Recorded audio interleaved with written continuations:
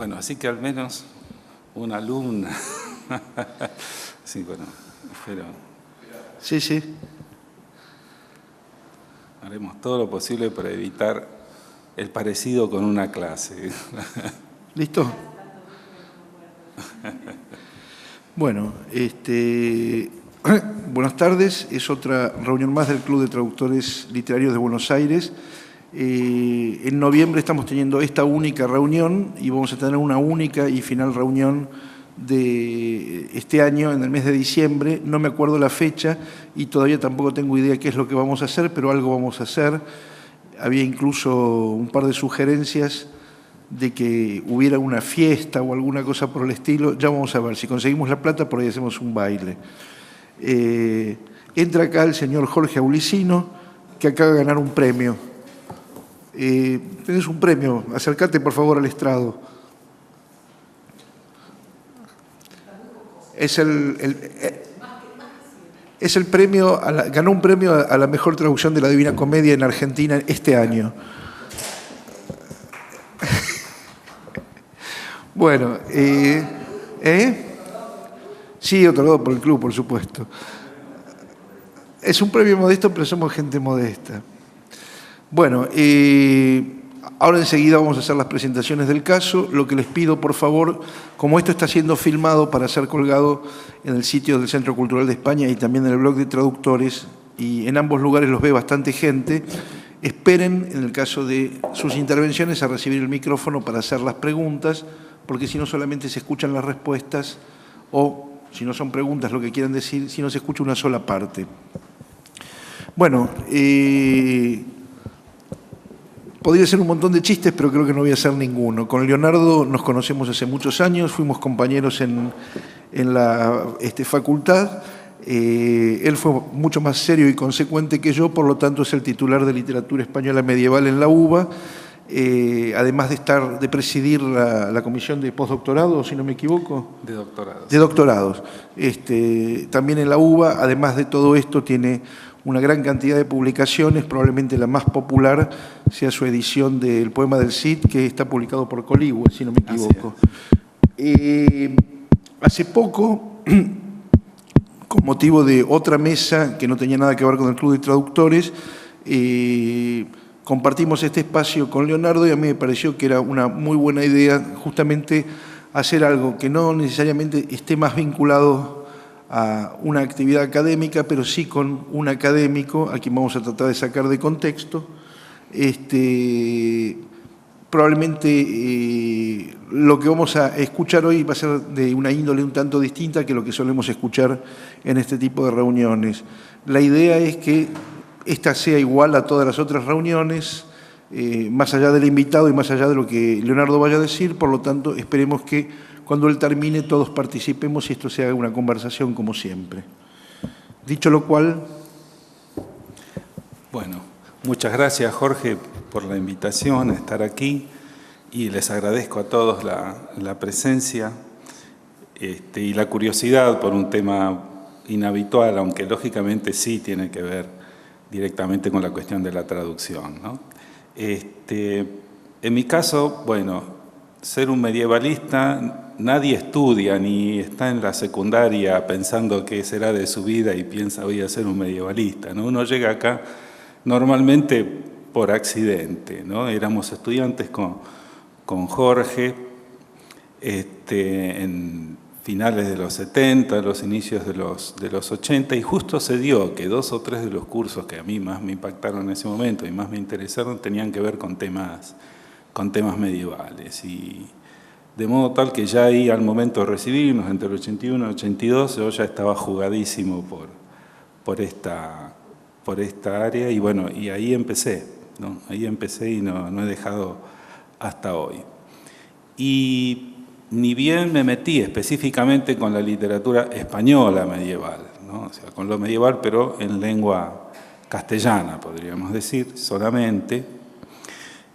Y fuera de lo que serían los géneros más populares, como la épica, de inmediato lo primero que me encontré es que absolutamente todo era traducción. Es decir, los textos iniciales son todos traducción. Traducción del latín en primer lugar y luego del francés y también del árabe, pero traducción. Por supuesto, como ustedes saben, una traducción libérrima y de ahí que normalmente se acepte como textos, como obras originales de esa tradición castellana. Pero no deja de ser eso, ni deja de ser entendido por los mismos escritores como una traducción, ¿no? Eso entonces hace que el modo de entender cómo nace una literatura, cómo nace una tradición literaria, pase de manera importante por entender cómo empezó a traducir. Eso, bueno, eso lo ha dicho gente muy importante como Yaos y demás, ¿no es cierto? Que, digamos, la traducción sería como el primer estadio en el proceso de formación de una literatura, ¿no? Eso dicho de manera muy general, al menos creo yo que se puede comprobar cuando uno se mete con estos problemas y estos objetos tan específicos o tan alejados en el tiempo. Yo imaginaba de todas maneras que eso implica, ¿no? Como lejanía frente a nuestra experiencia cotidiana con la literatura más cercana, más actual, ¿no? Pensar en ese caso, ¿por qué no se incluye dentro de la literatura argentina la traducción de Borges de Las palmeras salvajes de Faulkner? O la traducción de Enrique Pezzoni de Moby Dick de Melville. No sé si son notables para los que conocen, ustedes conocen de traducción y saben si estos casos son los que me acuerdo, ¿no? Pero digo, esto si se mantuviera la mentalidad o el enfoque con que se estudian los textos medievales, tendrían su lugar dentro de la literatura argentina, ¿no? Al lado de ficciones, al lado de toda la poesía de Borges y demás, también su traducción, por ejemplo, ¿no? Algo está cambiando eso, como ustedes saben, ya en muchas historias de la literatura contemporánea ya hay un capítulo, suele haber un capítulo sobre traducción, donde al menos los casos más notables aparecen allí considerados, ¿no? Pero claro, ya el enfoque no tiene nada que ver con lo que es estudiar este fenómeno cuando uno se remonta a la Edad Media. De toda esa cosa que implica la traducción medieval, a mí la que más me impactó fue la que correspondió a la época de Alfonso el Sabio, ¿no? Porque Alfonso el Sabio realmente es un tipo totalmente excepcional. Su época, su reinado, la empresa cultural que promovió a su alrededor, la verdad es que es un caso totalmente excepcional dentro de toda la historia de la Europa occidental, ¿no? Uno puede decir, bueno, hubo otros impulsores de la cultura, otros reyes en Inglaterra, en Francia y demás, pero ninguno se acerca a lo que fue realmente Alfonso el Sabio.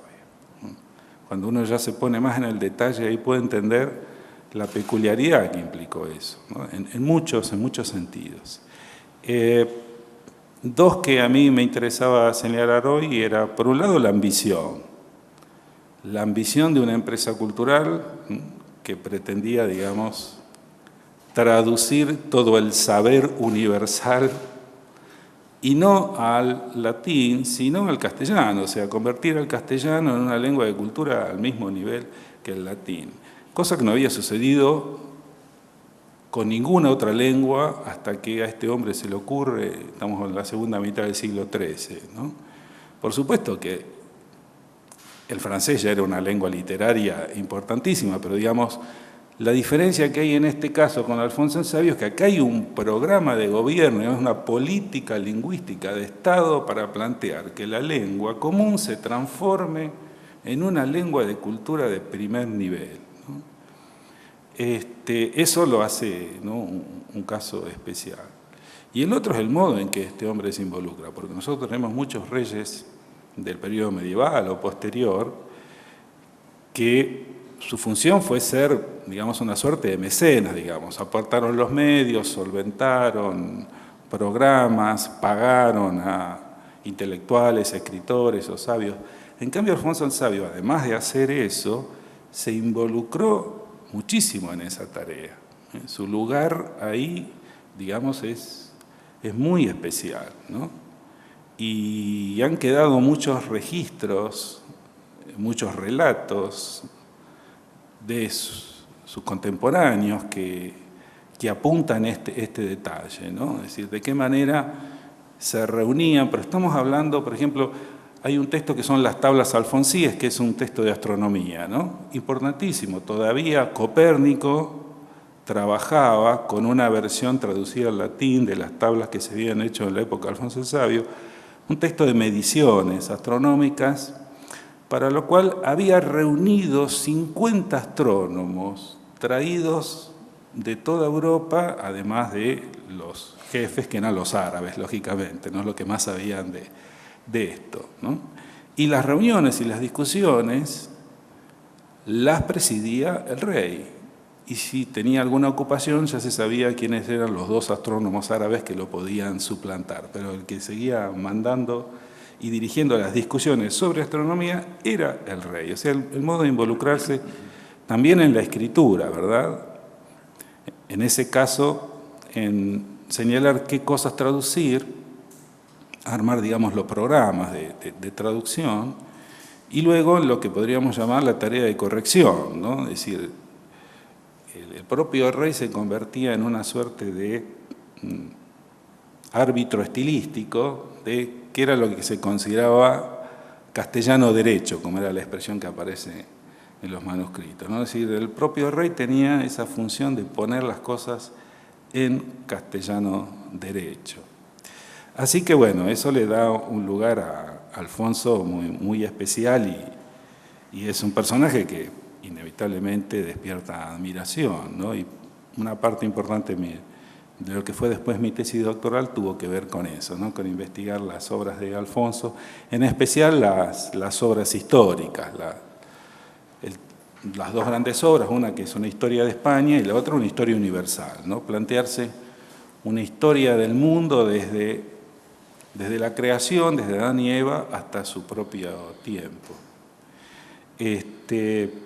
Aún allí, que se supone que es una obra de compilación de textos históricos, ahí el trabajo de traducción es realmente muy importante. Y que, digamos, sobresale por dos o tres cosas que ya nos permiten hacernos una idea un poco más cercana de qué implicaba traducir en ese momento, ¿no es cierto? En principio, no hay la menor noción de exactitud o de fidelidad lingüística en el trasvasamiento de un texto a otro, ¿verdad? Eso, lógicamente, no está presente. No porque no se conociera, sino porque los objetivos eran otros, ¿no? Los objetivos tienen que ver más que nada con una especie de gran traslado cultural. Hay un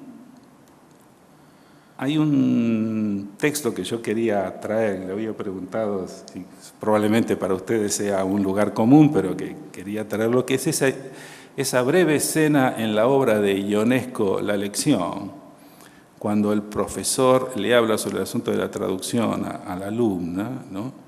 Y entonces le dice, bueno, en español es común en Madrid decir la expresión mi patria es España. Entonces dice, bueno, ¿cómo se dice eso en italiano? Y dice, en italiano es mi patria es, y la alumna dice España, y dice, no, la traducción es mi patria es Italia, ¿no? Entonces dice, y si fuera Francia, es decir, mi patria es Francia. Esa es la traducción exacta de una lengua a otra, ¿verdad? Es decir España en italiano es Italia. Eso que juega dentro del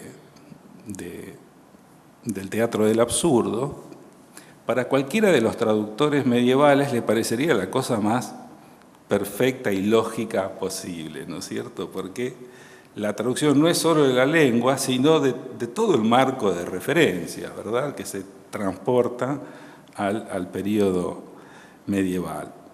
Hay un caso de Miles que quizás eso lo pone muy claro. En la historia de España, en esa gran crónica sobre la historia de España, se habla en determinado momento del emperador cómodo, ¿no? Que se ha hecho famoso tanto por la película Gladiador últimamente, ¿no?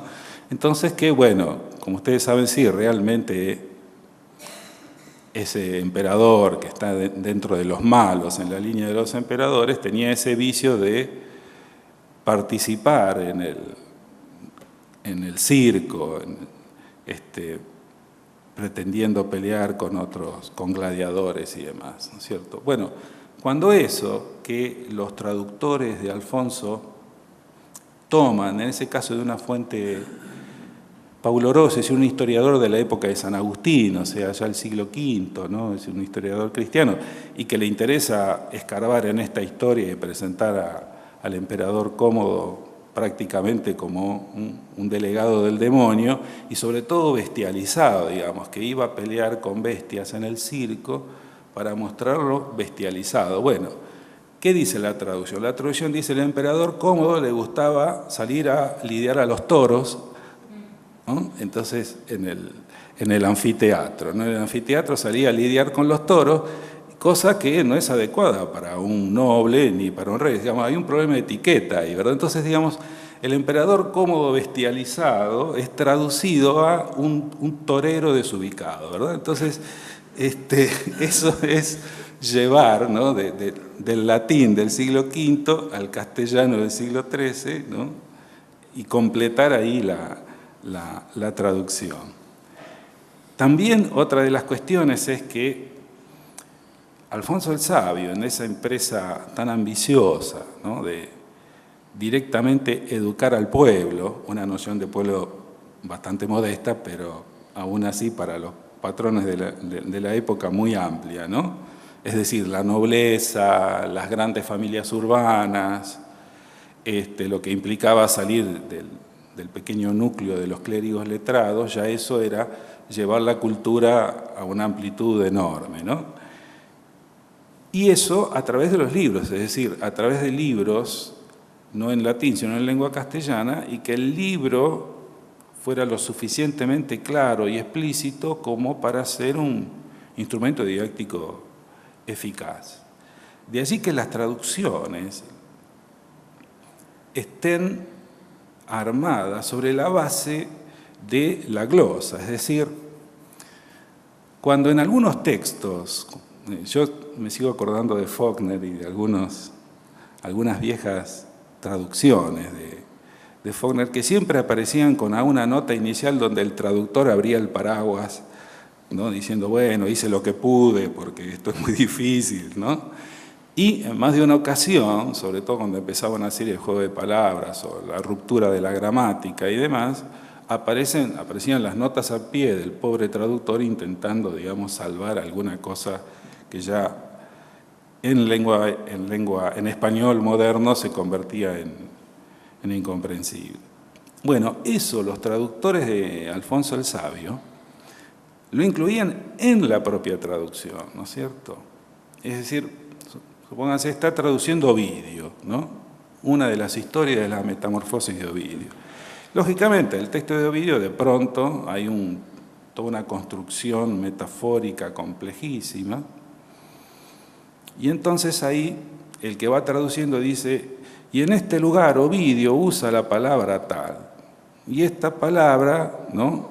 En nuestro lenguaje romance la podemos entender así o así. Es decir, toda la discusión está en el propio texto, no como nota, bueno, no existe la nota al pie, pero no como glosa marginal, sino metido allí, ¿no? Es decir, todo ese nivel de enunciación, podríamos decir, donde el traductor abstrae, ¿no? Convoca al propio texto la figura del autor traducido, ¿no? Eso está incluido allí, ¿no? La traducción tiene esa doble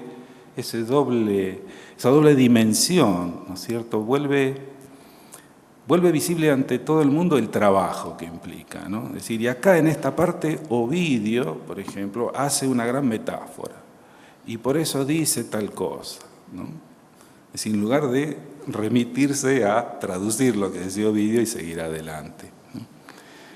Eso la verdad es que es una de las cosas también fundamentales, ¿no? en esa tarea de traducción. Y también, como ustedes imaginarán, que el castellano esté a la altura del latín y que al castellano se pueda traducir toda la ciencia de punta escrita en árabe en aquel momento, ¿no? Era pedirle realmente mucho al romance castellano del siglo XIII, ¿no? Por lo tanto, es un laboratorio del neologismo, es decir, del estar inventando palabras y de hacer pruebas todo el tiempo, ¿no es cierto? Entonces, ¿cómo se traduce astrónomo? Y bueno, estrellero, lo primero que surge tiene que ver con las estrellas, entonces lo mejor es estrellero, ¿no? Y luego dice, no, mejor astronomiano. Y así, ¿no? En un mismo capítulo, un mismo párrafo, ¿no? El mismo término, empiezan las distintas posibilidades y todo más o menos convive, ¿no? Todo más o menos convive porque detrás de cada una de estas soluciones siempre hay algún argumento que lo sostiene, ¿no? Con lo cual, digamos, hay un nivel de lengua del castellano en cuanto a su riqueza léxica que Alfonso el Sabio eleva a una dimensión importantísima. Y todo eso, digamos, sostenido por una concepción que por una parte sigue, lógicamente, todas las tradiciones religiosas que apuntan a esto, ¿no? Si ustedes recordarán hay un libro de Northrop Frye, ese crítico canadiense tradicional, que es recordado más que nada como el gran mentor de la crítica arquetípica, pero es mucho más allá de eso y quizás el asunto de los arquetipos sea lo menor. Para mí es un crítico fundamental. Y él tiene quizás el mejor estudio de la Biblia como texto literario, no como texto religioso, ¿no? Y que se llama El Gran Código, ¿no? Para mí es un texto interesantísimo, ¿no? Y allí plantea justamente lo que diferenciaría a la tradición cristiana de las otras religiones del libro, es decir, del judaísmo y del islam, ¿no? Porque Frye dice que mientras que el Corán, el discurso religioso del Corán, ¿no? La doctrina musulmana está tan ligada a las especificidades de la lengua árabe que por todos los lugares en donde el islamismo se propaga, también se propaga la enseñanza del árabe. Porque el único modo de ser un buen musulmán es aprendiendo árabe, ¿no? Después dice, bueno, hay toda una tradición talmúdica, cabalística dentro del judaísmo que lógicamente trabaja con el nivel de la lengua, del texto sagrado, y por ahí, digamos, entonces la traducción es impensable. En cambio, el cristianismo nace como traducción. Es decir, ya los evangelios están en griego koiné, que no puede haber sido nunca la lengua de los autores de los evangelios. O sea, ya los autores iniciales estaban traduciendo en los textos que nos llegan. Y a partir de ahí, entonces el texto sagrado es siempre traducción. San Jerónimo lo traduce al latín, la Vulgata se transforma en la Biblia, no en la traducción de la Biblia, la Biblia durante 1000 años, ¿no? Porque, digamos, lo que lo diferencia allí es esa apuesta por el espíritu por sobre la letra, ¿no es cierto? Es decir, esa frase de San Pablo de la letra mata, el espíritu vivifica, ¿no? Oponiendo entonces el cumplimiento de la letra de la ley, oponiendo a eso seguir el espíritu de la ley, que eso es lo que estaría rescatando el cristianismo, ¿no? Eso habilita a la traducción, ¿no? Habilita la traducción como manera natural de transmisión de los discursos, aún del discurso religioso. Eso por un lado, lógicamente, Alfonso y sus colaboradores, los traductores que trabajan con él, ellos se inscriben en esa traducción, en esa tradición. Pero también, y eso es lo que me parece especialmente interesante, hay una visión secular muy notable, ¿no? Y que de hecho, bueno, le costó la condena y la pelea a la Iglesia, lo mató, lo crucificó al final. Es decir, el final del reinado de Alfonso el Sabio fue una verdadera tragedia, ¿no? Y en esa caída la Iglesia también participó enormemente. Y ese secularismo pasaría por reivindicar una potencia, una libertad en el ser humano, ¿no? Que le permitía, con su propio mérito, ¿no? sobreponerse en gran medida, ¿no? a las condenas iniciales del hombre caído, digamos, ¿no? Es decir, lógicamente la expulsión del paraíso, es decir, el primer exilio que sufre la humanidad, ¿no? Que implica alejarlo ya de ese lenguaje primigenio, ¿no? El de Adán, el que nombró a todas las cosas, y por lo tanto estaría la lengua única y perfecta, ¿no? Y que luego se pierde definitivamente con Babel, ¿no es cierto? Babel y la condena de Babel es el exilio definitivo de ese lenguaje perfecto, ¿no? Y cada uno, a partir de ese momento, solo puede manejar una lengua imperfecta, una lengua caída, como se suele decir, ¿no? Cómo lo relata justamente en la historia universal ese episodio Alfonso el Sabio es muy interesante, ¿no? Es decir, porque para impedir la construcción de la Torre de Babel, la condena es, bueno, la confusión de las lenguas, ¿no? Entonces dice, ¿y qué fue lo que pasó? Dice, fue lo que pasó que cuando uno pedía ladrillos, el otro le daba argamasa. Y al que pedía argamasa le acercaban el agua. Y al que pedía el agua le acercaban las herramientas.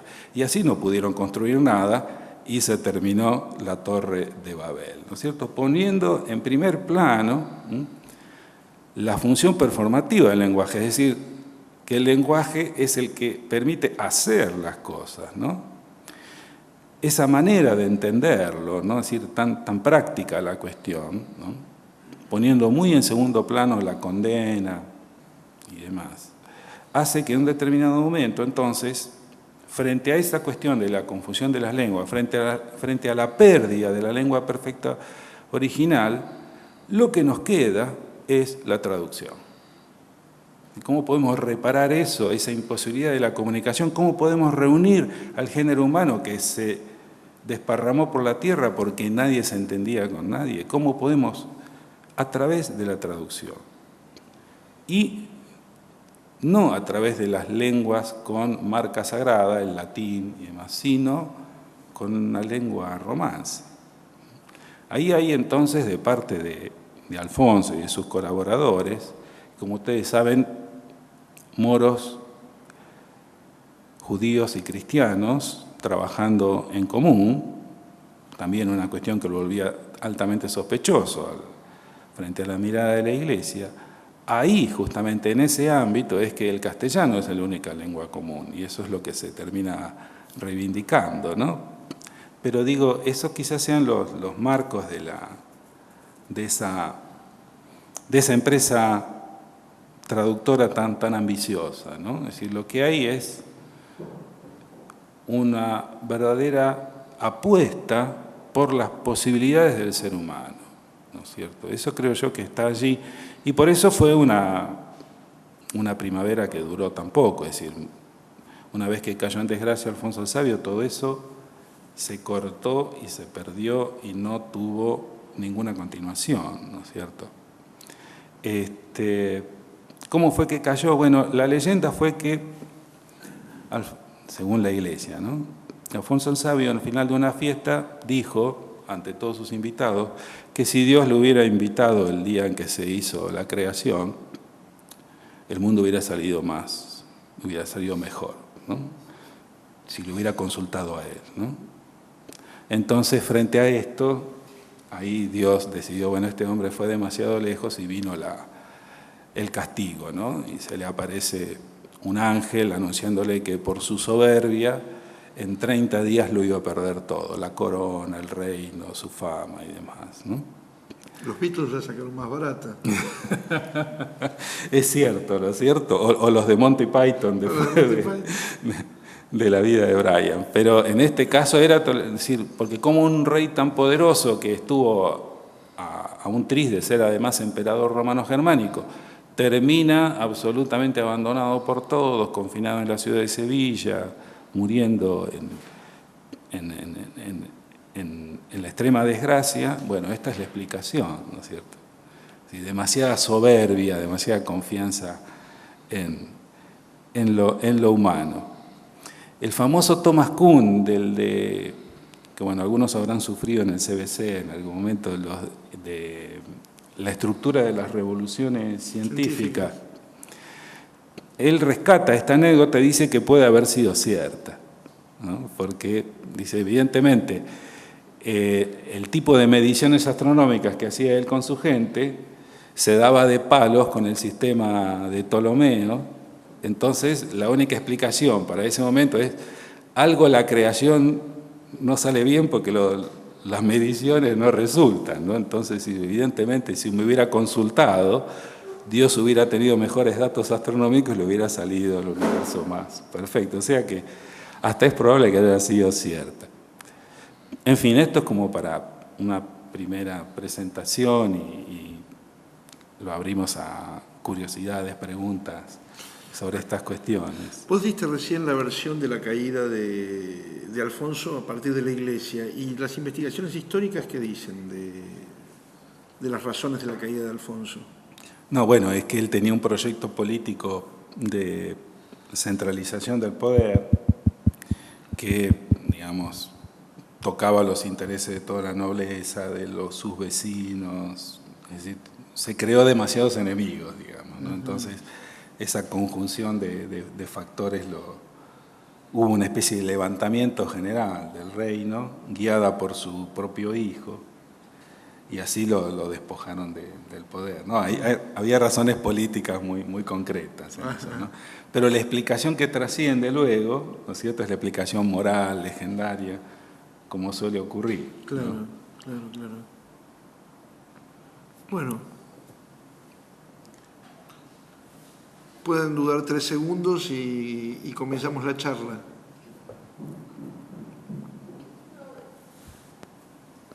¿Está el micrófono?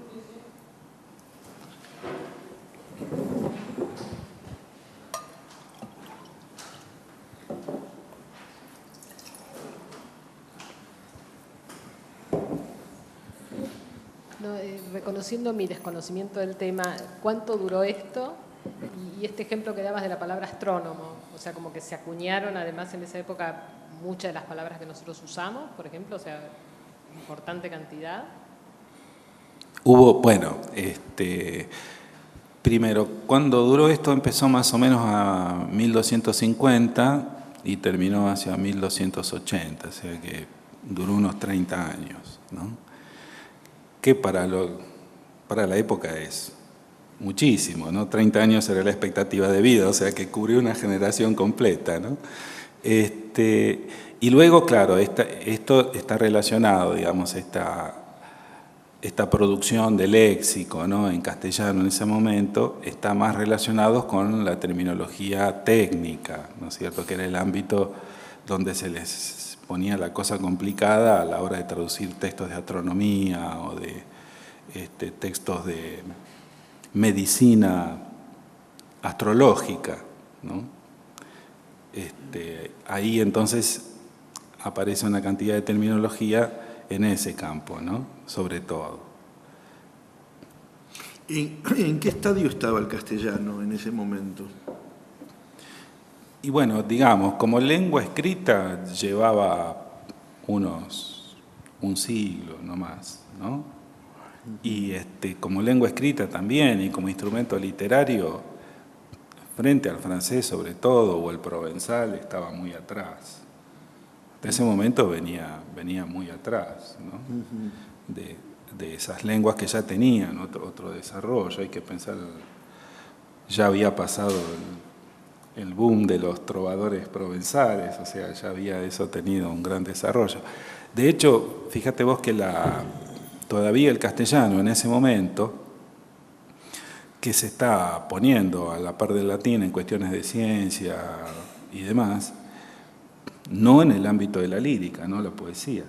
Porque cuando el propio Alfonso el Sabio compone poesía, y bueno, todos los críticos dicen que es de él, que realmente la compuso él, ¿no? Lo hace en gallego-portugués. Todavía para la poesía el castellano se lo ve como que no.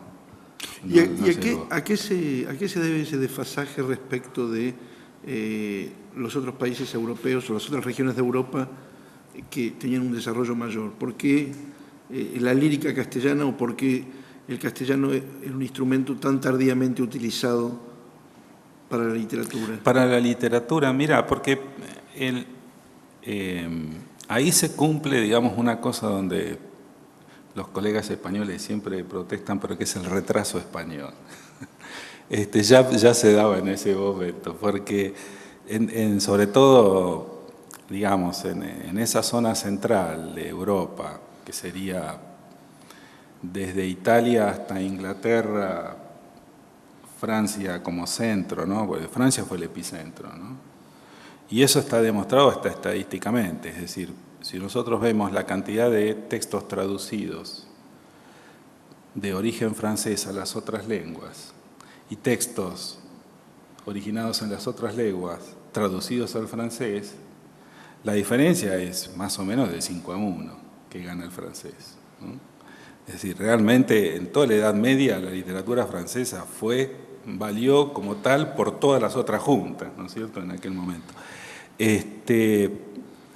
Y lo que ocurrió es que con ese centro, en el siglo XII, se produce una gran renovación cultural increíble, ¿no? En una cantidad de factores. Y entre ellos ahí surge la literatura francesa, básicamente, y otras literaturas romances, y los primeros...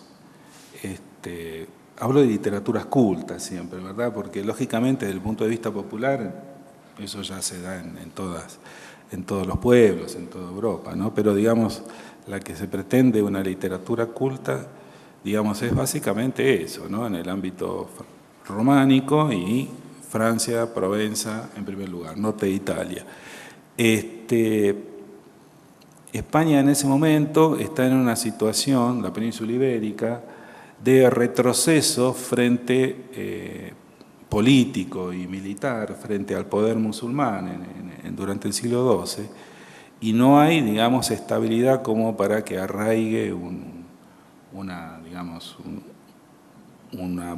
tarea cultural que eche mayores raíces. Por lo tanto, eso que se produce en el siglo XII,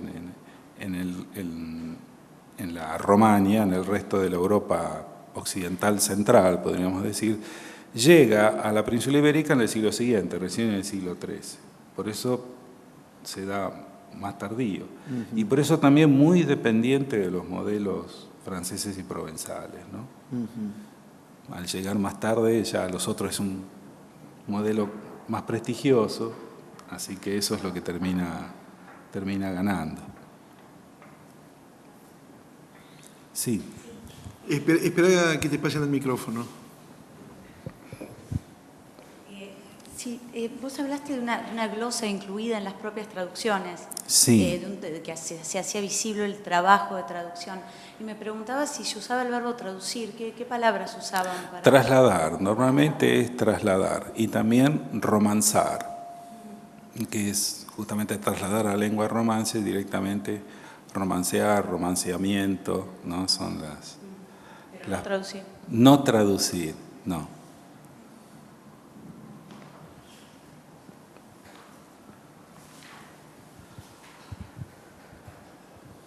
Yo tengo algún comentario y una pregunta después, algunas preguntas.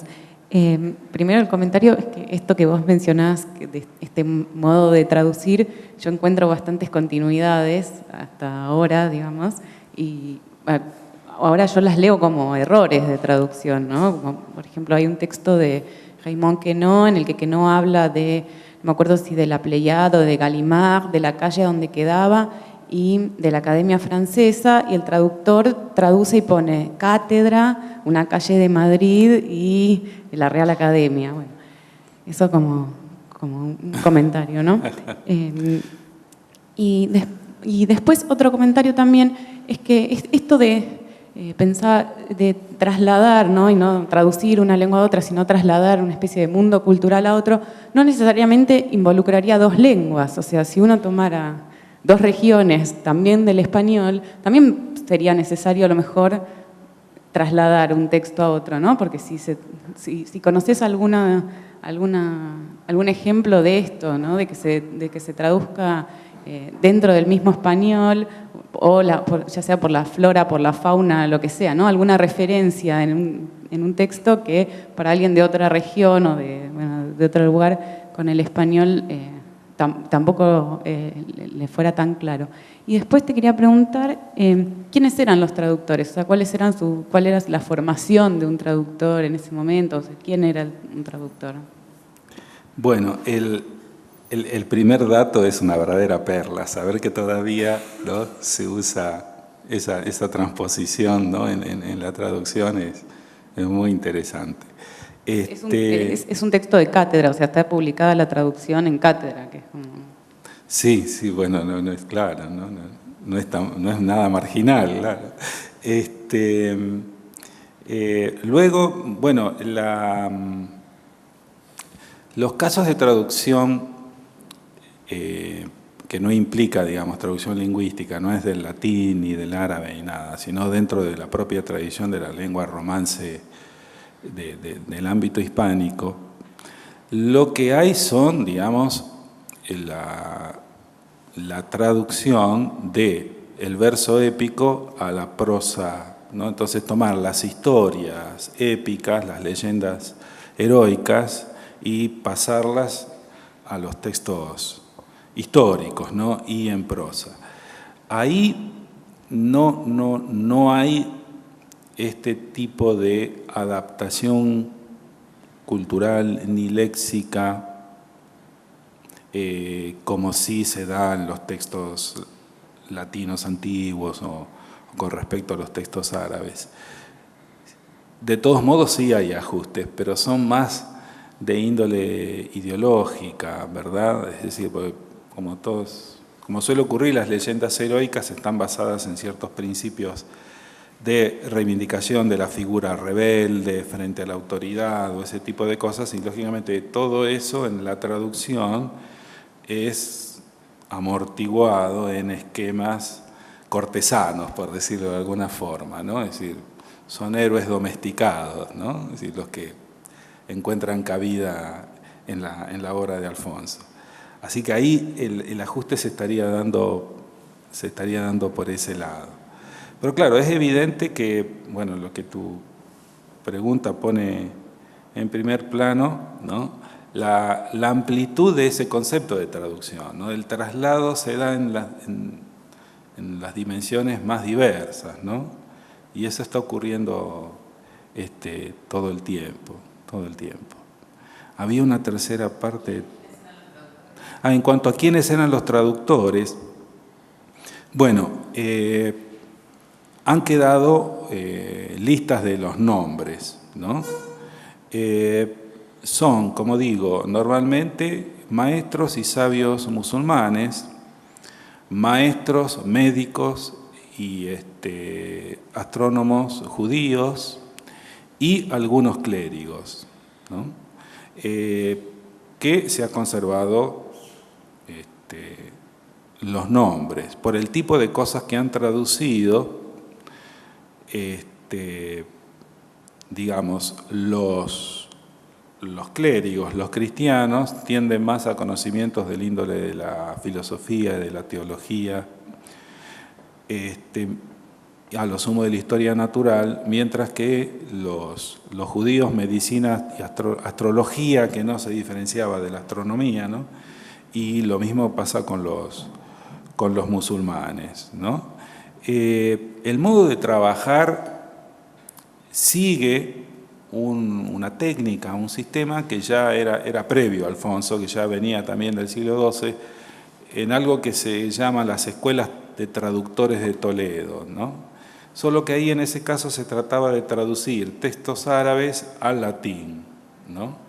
Entonces, siempre participaban 3 personas, Un árabe, de ese pasaba al judío, el judío hacía una primera traducción al castellano y el clérigo lo pasaba del castellano al latín y la traducción final era en latín. Eso en Toledo desde el siglo XII y demás. Lo que cambia, Alfonso, es que ahora la lengua final será el castellano, no el latín, ¿no?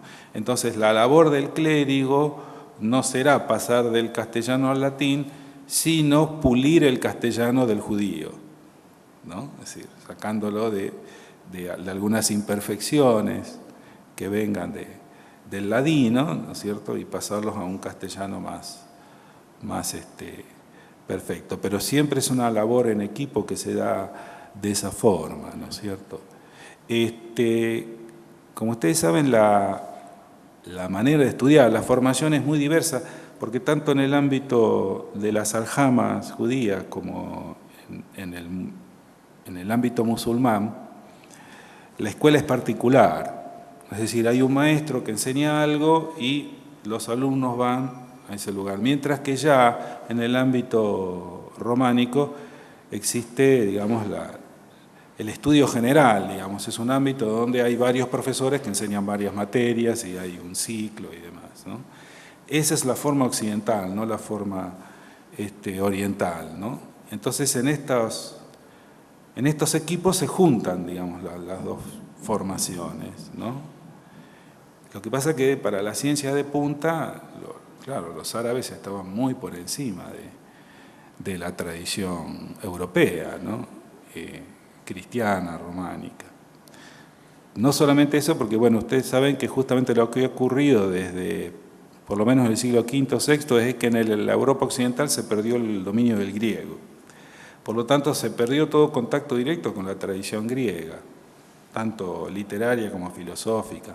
Jamás se conoció Homero en toda la Edad Media, jamás se conoció la poética de Aristóteles. La poética de Aristóteles recién se conoció en el siglo XVI, en la Edad Moderna, o sea, ¿no? Entonces, una cantidad de textos muy importantes nunca se conocieron. Y lo que se conoció por vía del árabe, es decir, los árabes sí habían traducido a Platón, a Aristóteles y demás, y esos textos en árabe eran los que se estaban traduciendo después en España, ¿no? Por eso, digamos, había toda una controversia, porque en el siglo XIII se decía que Aristóteles había nacido en Sevilla, ¿no? Es decir, ¿no? Entonces, sí, en muchos lugares aparecía Aristóteles Hispanus, ¿no? Dijo tal cosa, ¿no? Se suponía, claro, si los textos habían venido justamente de Sevilla o de Córdoba, ¿no? Y eso es lo que sabía traducir. Entonces se pensaba, era un gran sabio que vivió ahí, ¿no? Ni idea de Grecia, ¿no? Muy particulares. Yo estaba pensando cuando estaba escuchando lo que decías, que hay un montón de prácticas que desde esa época hasta esta se siguen manejando. Por ejemplo, en Europa hay toda una gran red de traductores que trabajan justamente con estos niveles de intermediación a los cuales vos hacías alusión, incluso hasta el día de hoy en aquellas lenguas que por minoritarias manejan grupos muy reducidos y buscan una lengua, una tercera lengua que les permite de alguna manera establecer un puente y demás. Incluso en el caso de escritores muy conocidos. Si no me equivoco, por ejemplo, el albanés Imre Kertész, que por lo menos al inglés, y no estoy seguro si al francés también, fue traducido no del albanés, sino de traducciones de otras lenguas, del alemán en algún caso, del inglés, del francés en otro y demás. O sea, esa práctica perdura. Y lo que vos contabas a propósito de esa especie de nota, no al pie de página, sino en el centro del texto, en cierto sentido también perdura, porque en el ejemplo que daba ella, se trata claramente de una adaptación, de una manera de plantar las cosas en términos que puedan ser comprendidos. Lo que lleva, me parece a mí, a un problema también que no sé en qué medida, y esta es la pregunta, se manejaba ya en la época, que es las cuestiones de estilo. Cuando digo las cuestiones de estilo, quiero decir, lo tengo fresco porque justamente en el blog se dio que una polémica que aparentemente había terminado resucitó, y lo digo brevemente. Hace unos meses, Mori Ponsogui, una poeta argentina, había escrito una nota en La Nación. Esa nota de La Nación acusaba a Jesús Zulaika, el traductor de Carver, de haber adulterado el estilo de Carver, modificándolo para adaptarse a las pautas editoriales españolas de Anagrama. Hubo un intercambio entre ambos y finalmente el traductor admitió que efectivamente él había cometido esa malversación, en cierto sentido involuntaria y más ligada, si se quiere, a las pautas editoriales, y llegó a la conclusión de que tenía que pedirle al editor que las nuevas reediciones del libro aparecieran con las modificaciones de rigor para volver al estilo ese. Hace 2 días el traductor de Piglia al francés mandó un mail al blog diciendo que hay escritores que en su lengua original presentan un estilo pobre para la lengua extranjera y que entonces el traductor tiene el derecho de modificar el estilo para adaptarlo a las necesidades de la lengua extranjera. Digamos, estoy dando este ejemplo totalmente actual, pero que me imagino que debe tener algún tipo de rebote en lo que vos estabas contando. Sí, mira, eso es interesante en este aspecto. En la época de Alfonso, esa discusión se da a partir de un criterio que toca lo estilístico, que es la idea del decoro que tenía en ese momento, ¿no? y que tiene que ver más que nada con la necesidad de atenuar cuando los relatos se ponen medios escabrosos, ¿no es cierto? Que con Ovidio les pasaba todo el tiempo, ¿no es cierto? Entonces, ahí, digamos, la cosa era tratar de presentar un tipo de formulación que fuera, digamos, que hiriera lo menos posible los oídos castos de un público no habituado a cosas demasiado directas. Y es interesante porque han quedado versiones, es decir, hay la famosa carta de Dido a Eneas, ¿no? Sacada de una heroína de Ovidio, ¿no? Que está toda traducida. Bueno, hubo una primera traducción que evidentemente no fue aprobada y se hizo una segunda. Y quedaron, eso es un verdadero milagro, ¿no? Porque con todo lo que se ha perdido, quedaron los 2 testimonios y ha llegado a nosotros los 2 casos, ¿no?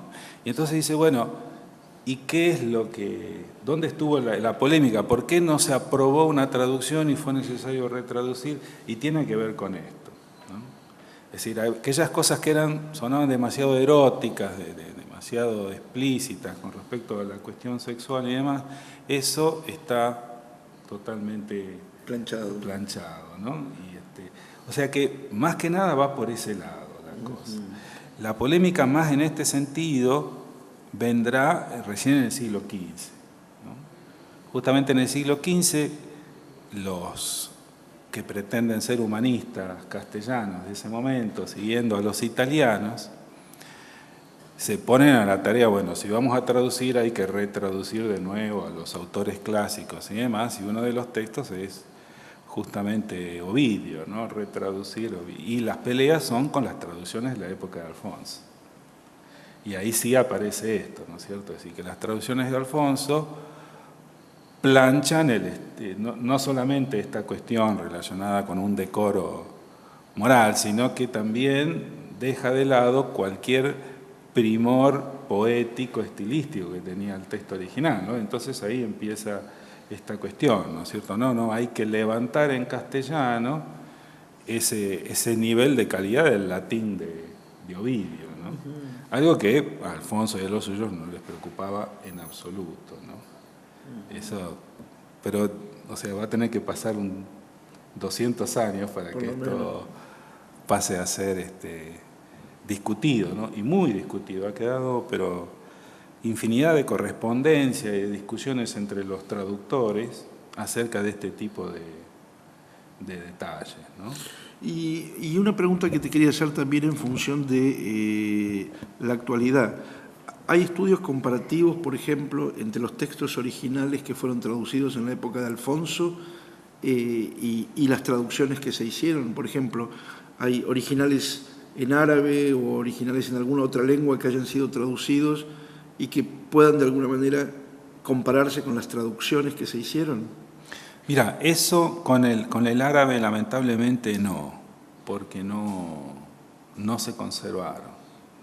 Todos los textos árabes que sirvieron, digamos, de fuente para hacer esas traducciones, todos esos textos se perdieron. Se perdieron, justamente fue el hijo de Alfonso, el rey Sancho IV, que bueno, lo tenían contra la pared los musulmanes africanos con una invasión, y entonces uno de los requisitos fue que le devolvieran todos los libros en árabe.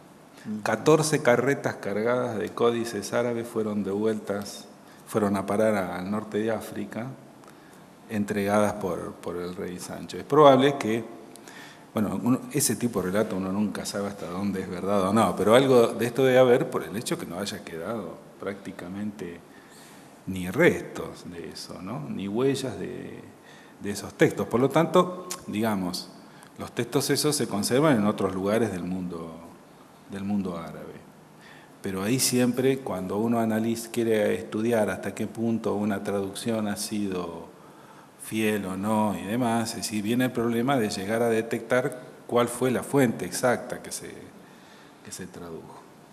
Y eso se ha logrado en muy poquitos casos, pero solo en el caso del latín. Se han encontrado las versiones, los manuscritos latinos que usaron los traductores de Alfonso. Pero ya te digo, en contados casos. Y en la misma línea de pregunta,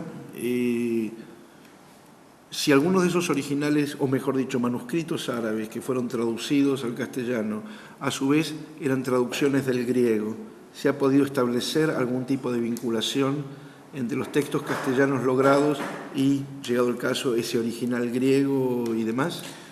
Mira, eso es una línea de investigación que se ha hecho, de la cual yo lamentablemente le he perdido el rastro totalmente, no la he podido seguir. Porque, bueno, una de las limitaciones que hay con respecto a eso es, bueno, hay que tener un cierto dominio del árabe, ¿no es cierto?, para meterse con eso y poder trabajar. Y por lo tanto, ahí otra vez nos encontramos con el equipo, ¿no? Hay algunos equipos de filólogos arabistas trabajando con algunos filólogos en lenguas romances de ese momento, y por ese lado tratar de comunicarse muy, muy lentamente con algunos estudiosos griegos, ¿viste? Sobre todo de la época, estudiosos de la época bizantina, ¿no? Que no son muchos, porque yo conozco a uno que le interesa el mundo hispánico, ¿no? Un muchacho llamado Ionis Kioridis, que quizás venga el año que viene por acá, y que bueno, que es el que permite completar la línea, ¿verdad? El que tiene conocimiento de qué pasaba con los manuscritos griegos hacia el final de la Edad Antigua y el principio de la Edad Media, la época de Bizancio, podríamos decir, porque esos fueron los que tradujeron los árabes, ¿no? Textos de la época de Bizancio. Gente que pueda trabajar con los textos árabes y luego el que termine de completar la línea que pasó luego con las traducciones de romances, ¿no? Y bueno, es algo que me supera por todos lados y no... Bueno, pero no la UBA seguramente te va a dar los medios. Sí.